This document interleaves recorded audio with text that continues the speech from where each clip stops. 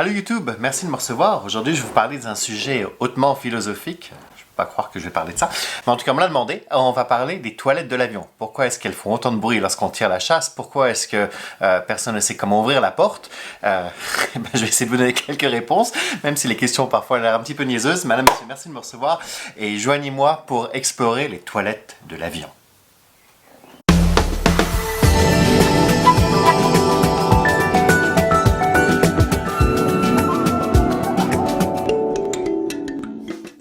Alors on va commencer par le commencement. Tout d'abord, comment on ouvre la porte? C'est amusant à dire, mais tous les jours, on regarde des gens essayer d'ouvrir la porte et appuyer sur tous les endroits possibles de la porte. Regardez ce qui est écrit sur la porte, tout est expliqué. C'est en général assez simple. En général, vous avez deux types de portes. Vous avez soit les portes qui vont s'ouvrir comme une porte à la maison avec une poignée. Vous abaissez la poignée et vous tirez la porte ou vous la poussez et en général, vous allez pouvoir rentrer. L'autre type de porte, ce qu'on appelle des bifold, c'est-à-dire qu'elles vont se plier en deux au milieu. Donc, vous avez un endroit qui est indiqué sur la porte où vous mettez votre main et appuyez. Et en général, la porte va se plier vers le milieu et vous allez pouvoir rentrer. C'est pas la peine d'utiliser un cendrier pour essayer d'ouvrir la porte. Ouvrir et fermer le cendrier ne fera rien à voir avec votre accès à la salle de bain.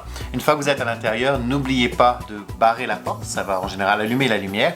Et si vous êtes à l'extérieur et que vous ne pouvez pas rentrer, même si vous avez bien suivi toutes les instructions, regardez sur le petit symbole. Soit il écrit que c'est occupé ou il y a un petit symbole rouge qui vous dit qu'il y a quelqu'un à l'intérieur. Donc vous avez juste à serrer les jambes et attendre un petit peu. Alors maintenant le bol des toilettes. C'est des toilettes normales comme à la maison, mais si vous êtes d'une culture un petit peu différente et que vous n'aimez pas vous asseoir sur le bol des toilettes, mais vous êtes plutôt en position squat, ça veut dire qu'en général à la maison vous avez peut-être juste un trou, essayez pas de faire ça dans l'avion, ça va finir en catastrophe. Donc ne mettez pas les pieds sur le bol des toilettes et essayez de squatter, ça vous allez en mettre partout, juste sauf à l'endroit où c'est censé aller.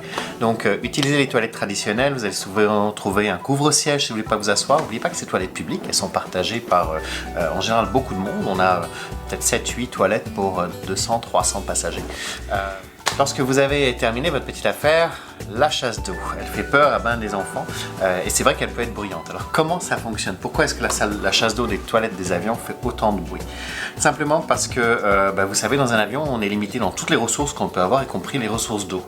Alors à moins que vous soyez sur certains appareils dans les premières classes d'Emirates où quelques passagers ont accès aux douches, la plupart d'entre vous et moi, on n'a pas accès à ces douches-là et donc on va utiliser un tout petit peu d'eau. Alors les avions modernes ont remplacé l'eau par quelque chose qu'on a de manière illimitée, de l'air.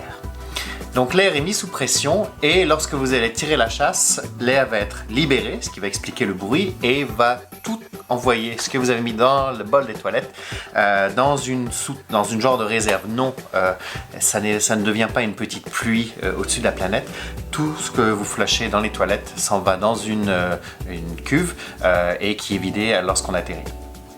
Alors il y a quand même un petit peu d'eau, vous allez me dire oui, vous avez un genre de liquide bleu qui est simplement un désinfectant. Si vous voyagez sur un nouvel avion comme les Dreamliner, le 787 de Boeing, à chaque fois que vous flushez, ça va prendre une tasse d'eau, 25 centilitres d'eau, donc c'est pas grand chose. En fait c'est juste 25 centilitres de produit pour désinfecter, mais l'évacuation de ce que vous avez mis dans la cuvette se fait par de l'air, donc ce qui explique le...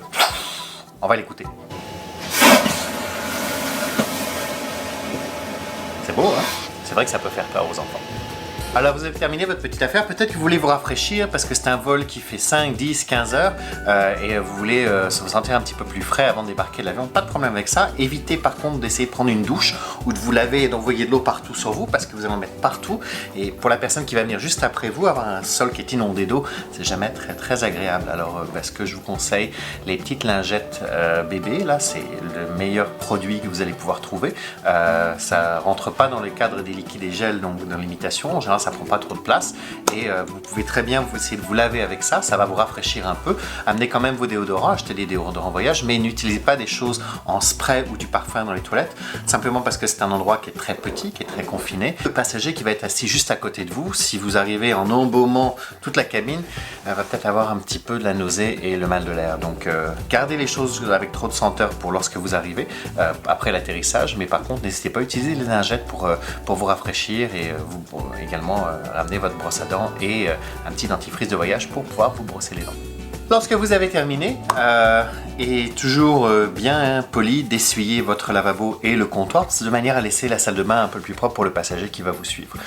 Les agents de bord vont faire des contrôles des salles de bain. Nous, on les fait à peu près aux 30 minutes en classe économie. On va vérifier que tout soit stocké, mais des fois, je vais mettre 2 rouleaux de papier toilette et 5 minutes plus tard, il revient me dire qu'il n'y en a plus parce qu'il y a des gens qui n'ont sûrement pas de papier toilette dans leur pays et on les salue au passage et qui les ont pris avec eux. Donc, si vous voyez que quelque chose est manquant, n'hésitez pas à le dire à l'agent de bord ou si la toilette est vraiment sale, dites-nous-le, on va la barrer et on va essayer de la rafraîchir avec les moyens qu'on a. Si on n'est pas capable de nettoyer parce que vraiment il y en a partout, et ben elle va être condamnée pour le reste du vol.